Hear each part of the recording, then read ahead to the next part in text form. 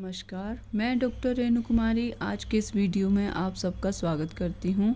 आज हम रुचिरा भाग 1 कक्षा 6ठी का अष्टमः पाठः सूक्ति स्तवका का अध्ययन करेंगे।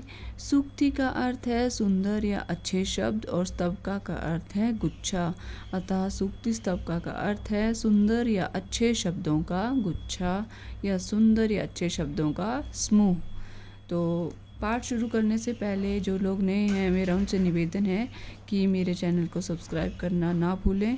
आइए अब प्रस्तुत पाठ का अध्ययन करते हैं। उद्यमेन हि सिद्ध्यन्ति कार्याणि न मनोरथे न हि सुप्तस्य सिंहस्य प्रविशन्ति मुखे मृगा। आइए इसका अन्वय देखते हैं। अन्वय है हि कार्याणि उद्यमेन सिद्ध्यन्ति मनोरथै न सिद्ध्यन्ति यथा हि सुप्तस्य सिंहस्य मुखे मृगाः न प्रविशन्ति। अर्थात हि कार्याणि उद्यमेन सिद्ध्यन्ति, सभी कार्य उद्यमेन परिश्रम से सिद्ध्यन्ति सिद्ध होते हैं। मनोरथेन सिद्ध्यन्ति, मनोरथ होता है केवल इच्छा करने से या सोचने मात्र से न सिद्ध्यन्ति पूरे नहीं होते हैं। यथा ही जैसे कि सुप्तस्य सिंहस्य सोए हुए शेर के मुँह में मृगः हिरण न प्रविशन्ति अपने आप प्रवेश नहीं करते हैं। अर्थात सभी कार्य परिश्रम से ही सिद्ध होते हैं, केवल इच्छा करने या सोचने मात्र से पूरे नहीं होते। जैसे कि सोए हुए शेर के मुंह में पशु स्वयं प्रवेश नहीं करते, शेर को उनका शिकार करना पड़ता है। अर्थात मेहनत सभी को करनी पड़ती है। श्लोक नंबर 2। पुस्तके पठिता पाठा जीवने नैव साधिताः किं भवेत् तेन पाठेन जीवने यो न सार्थकः। इसका अन्वय है पुस्तके पठितः पाठः यदि जीवने न साधितः तर्हि यो पाठः जीवने न सार्थकः तेन पाठेन किं भवेत्। कि पुस्तके पठितः पाठा, पुस्तक में पठिता पढ़े हुए पाठा पाठ को यदि जीवन में न साधिता उसे उपयोग नहीं किया तरही तो यो पाठा जो पाठ यो तह जो पाठा पाठ जीवन में न सार्थक या उपयोगी नहीं है। तेन पाठेन किम भवेत्, तेन उस पढ़े हुए पाठेन पाठ का किम भवेत् क्या हो, अर्थात उसका क्या लाभ। कहने का अभिप्राय यह है कि पुस्तक में पढ़ा हुआ पाठ या ज्ञान यदि जीवन में उपयोगी नहीं किया, जो किताबों में उपयोगी बहुमूल्य बातें लिखी होती हैं उनको अगर हमने अपने जीवन में नहीं उतारा या उन्हें सार्थक नहीं किया तो उसका क्या फ़ायदा उस पढ़ने का। अतः जो पाठ जीवन में सार्थक या उपयोगी नहीं है तो उस पढ़े हुए पाठ का क्या हो, अर्थात उससे क्या लाभ। तो हमें जो भी अच्छी बातें हम सीखते हैं उन्हें अपने व्यवहार में भी अवश्य लाना चाहिए। तीसरा श्लोक है प्रिय वाक्य प्रदानेन सर्वे तुष्यन्ति मानवाः तस्मात् प्रियं हि वक्तव्यं वचने का दरिद्रता। इसका अन्वय है सर्वे मानवाः प्रिय वाक्य प्रदानेन तुष्यन्ति तस्मात् अस्माभिः प्रियं हि वक्तव्यं वचने का दरिद्रता अस्ति। सर्वे मानवाः, सर्वे सभी मानवाः मनुष्य प्रिय वाक्य प्रदानेन मीठा बोलने से ही तुष्यन्ति प्रसन्न होते हैं। तस्मात् इसलिए अस्माभिः हमें प्रियम ही मीठा ही वक्तव्यम बोलना चाहिए। वचने बोलने में का दरिद्रता कैसी कंजूसी अस्ति है। तो इसका अर्थ है कि अभिप्राय ये है कहने का कि सभी मनुष्यों को अपने जीवन में ऐसी कोई कड़वी बात नहीं बोलनी चाहिए जो सामने वाले को बुरी लगे।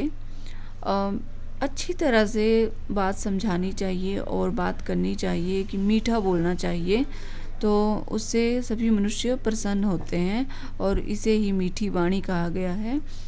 तो आइए इसका अभिप्राय है, एक बार फिर से समझ लेते हैं कि प्रिय वाक्य बोलने से सभी मनुष्य प्रसन्न होते हैं, इसलिए हमें प्रिय या मधुर वाणी ही बोलनी चाहिए। बोलने में क्या गरीबी या कंजूसी कैसी, अर्थात हमें सदा अच्छी बातें बोलनी चाहिए। कई बार परिस्थितियाँ ऐसी होती हैं कि मुंह से बात निकल जाती है परंतु हमारा मन में वो भाव नहीं आना चाहिए, तो सामने वाले से हमें क्षमा भी मांग लेनी चाहिए अगर हमारे मुंह से कई बार कड़वी बात निकल भी जाए। तो ये है हमारा तीसरा श्लोक। अब देखते हैं नेक्स्ट श्लोक। गच्छन् पिपीलको याति योजनानां शतान्यपि अगच्छन् वैनतेयोऽपि पदमेकं न गच्छति। इसका अन्वय देखते हैं। गच्छन् पिपीलकः अपि शतानि योजनानां याति परम् अगच्छन् वैनतेयः पदमेकम् अपि न गच्छति। गच्छन् चलती हुई, पिपीलकः पिपीलिका होती है नर चींटी, अपि भी शतानी सैकड़ों, योजना नाम होता है कोस, और जो 4 कोस है वो 12 किलोमीटर के बराबर होता है। तो जो चलती हुई नर चींटी भी सैकड़ों किलोमीटर तक या सैकड़ों कोस तक चली जाती है, याति चली जाती है, परंतु अगच्छन् ना चलता हुआ, वैनतेयः वैनतेय होता है गरुड़, गरुड़ जो है वो विंता के पुत्र होने के, इनकी माता का नाम विंता था, तो इसी कारण से इनका नाम वैनतेय भी कहा जाता है। तो अगच्छन् वैनतेयः पदम एकम, ना चलता हुआ गरुड़ एक कदम भी नहीं, अपि न गच्छति नहीं जा पाता, अतः सदा आगे बढ़ते रहना चाहिए। अब चींटी और गरुड़ का इसमें वर्णन क्यों किया है, क्योंकि चींटी आप देखें तो छोटी सी होती है, इतनी सी चींटी होती है, मतलब इतनी सी छोटी सी आपने सबने देखी होती है। तो वो गरुड़ कितना होता है, बहुत बड़ा होता है पक्षी, और उनकी जो उड़ने की क्षमता है वो बहुत ज़्यादा है, बहुत ज़्यादा ऊंचाई पे, और गति बहुत ज़्यादा है उनकी। तो गरुड़ के साथ तुलना की है कि उनकी स्पीड कितनी है उड़ने की, और कद भी उनका चींटी से कई गुना बड़ा है। तो अगर छोटी सी चींटी, एक नर चींटी चलती हुई सैकड़ों किलोमीटर तक दूर चली जाती है, परंतु जो सबसे ज़्यादा गति वाला जो पक्षी है, अगर वो नहीं चलेगा तो वो भी वहीं पर ही खड़ा रहता है। इसलिए हमें सदा आगे बढ़ते रहना चाहिए। कहने का अभिप्राय यह है कि हमें सदा प्रयत्नशील रहना चाहिए, हमें हार नहीं माननी चाहिए कि ये काम मेरे से नहीं हो सकता है, ऐसा नहीं सोचना चाहिए। हमें सदा प्रयासरत रहना चाहिए, हमें धीरे धीरे श्रम करते रहना चाहिए, और हम अपने हर मुश्किल में उत्तीर्ण हो जाएंगे। तो ये इस श्लोक का भाव है। तो एक बार फिर से इसका अभिप्राय समझते हैं कि चलती हुई नर चींटी भी सैकड़ों कोस चली जाती है, ठीक है, परंतु ना चलता हुआ गरुड़ एक कदम भी नहीं जा पाता है, अतः सदा आगे बढ़ते रहना चाहिए। काकः कृष्ण पिकः कृष्ण को भेदा पिक काकयोः वसंत समये प्राप्ते काकः काकः पिकः पिकः। अन्वय है। काकः कृष्ण पिकः अपि कृष्ण भक्ति पिक काकयोः कः भेदः वसंत समये प्राप्ते काकः काकः भवति पिकः पिकः भवति। कि काकः कृष्ण, काक होता है कौआ, कृष्ण होता है काला, कौआ भी काला होता है। पिकः, पिक होती है कोयल, पिकः अपि कोयल भी कृष्णा भवति, काली होती है। पिक काक्योः कः भेदः, कोयल और कौए में क्या भेद है। वसंत समय, वसंत ऋतु आने पर, वसंत समय प्राप्ते, वसंत ऋतु आने पर काकः काकः भवति, कौआ कौआ होता है, और पिकः पिकः भवति, कोयल कोयल होती है। अब इसका अभिप्राय क्या है कि काकः कृष्ण, अब रंग की बात करें तो कौआ भी काला होता है और कोयल भी काली होती है, परंतु उन दोनों के रंग में देखें तो क्या भेद है, कोई ये नहीं, एक जैसे ही लगते हैं देखने में। परंतु बसंत समय आने पर, जब बसंत ऋतु आती है तो कौवे और कोयल का भेद स्पष्ट हो जाता है, क्योंकि कौआ कौआ ही होता है। कैसे? क्योंकि वो बसंत ऋतु आने पर काएं काएं ही करेगा, और जो कोयल है वो बहुत ही मीठी कुहू कुहू की आवाज़ करती है, तो मधुर वाणी बोलती है, मीठी बोली। इसलिए बसंत ऋतु आने पर कौवे और कोयल का भेद लोगों को स्पष्ट हो जाता है। बाकी समय सबको एक जैसे ही लगते हैं, जो पता नहीं लगता होना, कुछ होती है गलतफहमी की रंग काला है तो कौवा ही होगा, परंतु जब उनकी बोली की बात करें तो कौवे की काएं काएं हमेशा हर मौसम में ऐसी ही रहेगी। परंतु बसंत ऋतु आने पर कोयल खुशी से प्रसन्न होकर कुहकाती है, जिससे ऐसे लगता है कि वो मधुर गाने गा रही हो। तो ये भेद है कोयल और कौवे में। तो इसका अभिप्राय समझ लेते हैं कि कौवा भी काला होता है और कोयल भी काली होती है, तो फिर कौवे और कोयल में क्या भेद होता है। बसंत ऋतु आने पर पता चलता है कि कौवा तो कौवा होता है और कोयल कोयल ही होती है। ये हैं इस पाठ से संबंधित शब्दार्थ। इनके अध्ययन से जो श्लोक हैं उन्हें समझने में आसानी मिलेगी, तो सभी बच्चे इनका अध्ययन अवश्य कर लें। आइए प्रस्तुत पाठ का अभ्यास करते हैं। सर्वान श्लोकान स्वस्वरम गायत, सभी श्लोकों को स्वस्वर गाएं। जो विद्यार्थियों को स्वयं करना है कार्य, और मैंने अपनी तरफ से कोशिश की है इन्हें गाने की, तो आप भी वैसे ही कोशिश करें। प्रश्न नंबर 2, श्लोकांशान योजत, श्लोक के अंश दिए गए हैं उनका मिलान सही से करें। तो तस्मात् प्रियम ही वक्तव्यम, वचने का दरिद्रता, पिपली गच्छन पिपीलको याति, तो गच्छन पिपीलको याति योजना नाम शतान्यपि,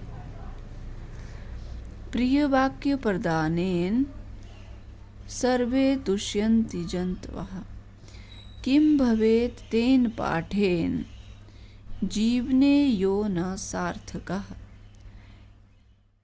काकः कृष्णा पिकः कृष्णः, को भेदः पिक काक्योः। ये इनका श्लोकों का योजन कर दिया हमने, मिलान कर दिया श्लोक के अंश का दूसरे अंश से। प्रश्न नंबर 3, प्रश्न नाम उत्तराणि लिखत, प्रश्नों का उत्तर लिखें।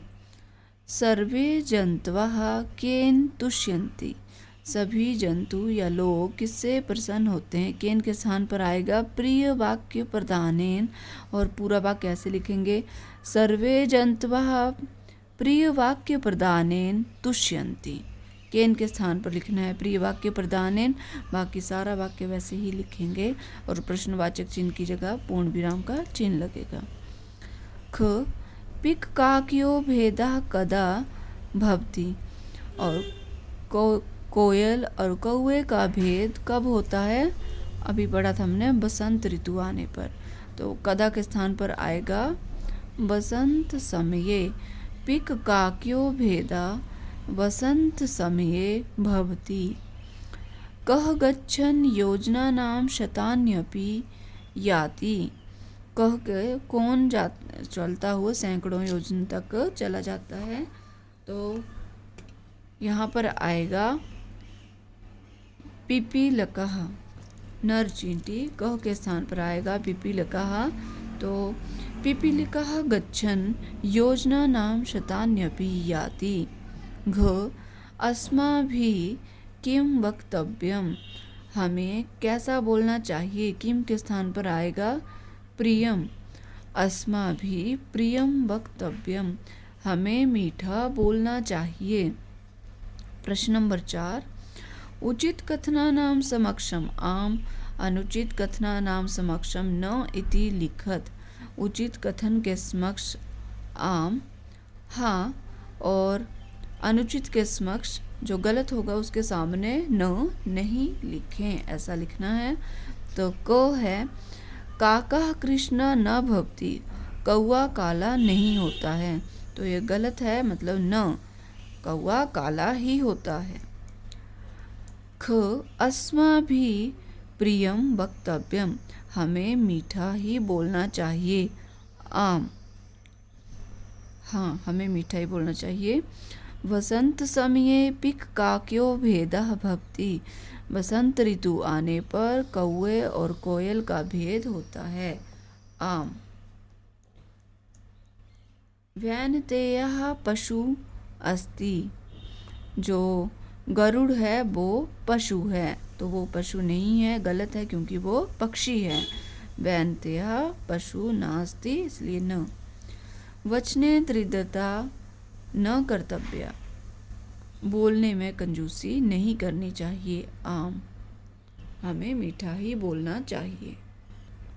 प्रश्न नंबर 5, मंजूषातः समानार्थकानि पदानि चित्वा लिखत। मंजूषा, ये जो पेटी है मंजूषा कहते हैं इसे, इसमें जो समानार्थक शब्द हैं, किसके समानार्थक हैं, जो मोटे से शब्द हैं काले, इनके समानार्थक है मंजूषा में दिए हुए, इनको चुनकर लिखना है सही के सामने। तो वचने का समानार्थक है कथने, वैनतेह गरुड़ः, पुस्तके ग्रंथे उद्यमेन परिश्रमेण, पिकः कोकिलः। तो ये सब शब्द यहीं से दिए हुए हैं, ग्रंथे, कोकिलः, गरुड़ः, परिश्रमेण और कथने। हमने इनके समानार्थक के सामने इनको लिख दिया है। विलोम पदानि योज्यत। प्रश्न नंबर 6 है, विलोम होता है उल्टे शब्द, जो अर्थ है उसके उल्टा हमने लिखना है। तो सार्थक का विलोम है निरर्थक। कृष्णः श्वेतः, अनुक्तम उक्तम, गच्छति आगच्छति, जागृतस्य सुप्तस्य। तो ये था हमारा अष्टमा पाठः सूक्तिस्तबकः। मैं आशा करती हूँ आपको ये पाठ अवश्य, ये वीडियो अच्छा लगेगा। यदि आपको मेरा बनाया हुआ वीडियो अच्छा लगे तो कृपया लाइक, शेयर और सब्सक्राइब करना ना भूलें। मिलते हैं नेक्स्ट वीडियो में, तब तक के लिए धन्यवाद।